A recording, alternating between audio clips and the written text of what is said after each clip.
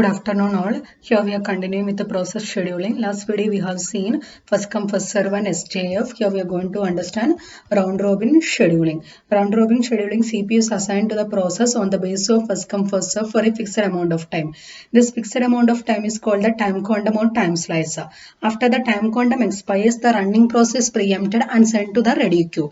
Then the processor is assigned to the next arrived process. It is always preemptive in nature. Round robin is preemptive in nature. This is the flow chart. Ready queue, select the process. If the process burst time is less than time quantum, execute till completion. Otherwise, execute for time quantum. After time quantum, process executed completely means terminate. Otherwise, go back to the ready queue and continue the same steps. And here question is there are 5 process and those 5 process arrival time and burst time is given and time quantum given. Time quantum is 2 unit. Calculate the average waiting time and average turnaround time. So at time 0 in the ready queue, this is the time and this is the ready queue, this is the Gantt chart. For exam, we can draw only the Gantt chart. This is for your understanding. I have drawn the ready queue also. So at time 0, only P1 is there in the ready queue. So P1 can start their execution. So 2 milliseconds they will be executing. And the P1's total burst time is 5, but it cannot execute continuously 5 milliseconds. Given time slice is 2 milliseconds. So after 2 milliseconds, they have to go back to the ready queue. So at time 0, the P1 will be starting from the for next to 2 millisecond. So P1 will be executing till 2 they will execute. At time 1, P2 came to the ready queue. Arrival time of P2 is 1. So at time 1, P2 came to the ready queue and at time 2, P3 also came to the ready queue. So at time 2, P2 was there and P3 came to the ready queue and time 2 P1 expires the time quantum. So P1 also came back to the ready queue. So P2, P3, P1. This is the status at time 2. So P2 can this is the queue, right? So which came first that can go to the Gantt chart. So out of P2, P3, P1, P2 came to the queue first. So P2 will be going to the Gantt chart. P2 can execute next to 2 millisecond. And time 3. At time 3, P2 was there, P3 was there, P1 was there and P4 also joined to the queue at time 3 and P2 will be executing. At time 3, P2 will be executing and this is the status of the ready queue P3, P1, P4. At time 4, P5 came to the picture, P5 came to the ready queue and P2 complete the execution. P2 also coming back to the ready queue and P3 can go to the Gantt chart. So P3 went to the Gantt chart and P2 came back to the ready queue. So P1, P4, P5, P2 is the status of the ready queue. P3 is executing for 1 millisecond. Why 1 millisecond? Its burst time is only 1 millisecond. So after execution of P3, they don't want to come back to the ready queue because it completed execution. So at time 5, this is the status at time 5. P4, P1, P4, P5, P2 and P1 can go to the Gantt chart. After P3, P1 can go to the Gantt chart because this is the starting at P1, right? So P1 can go to the Gantt chart. So P1 will be executing 2 millisecond. After 2 millisecond, they will be joining back to the ready queue. P4 will be going to the going for execution. And after P5 is the first, right? P5 will be going to the Gantt chart and P4 is not coming back because P4 completed their execution.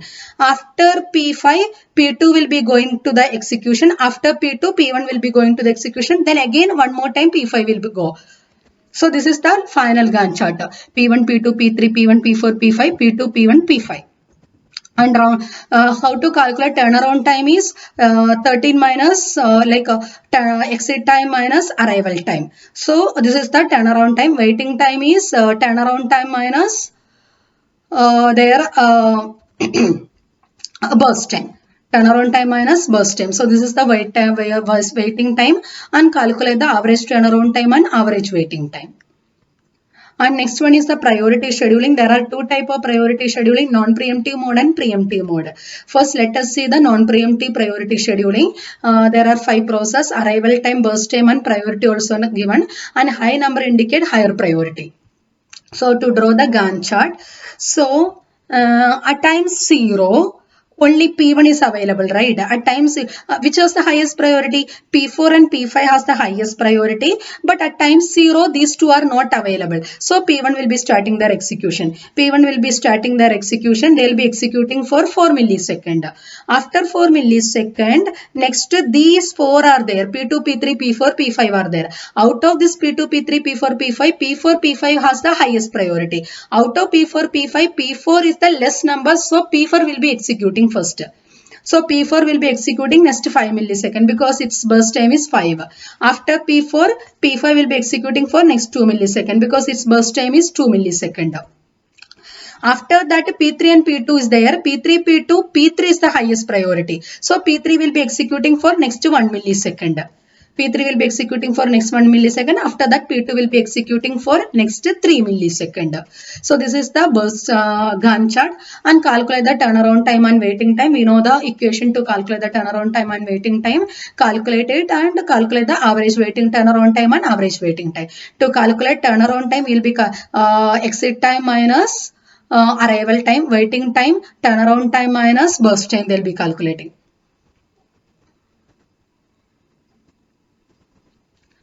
Next one is priority scheduling with the we are going for the non-preemptive one. Here we have first we calculated the non-preemptive one, and this question for preemptive one.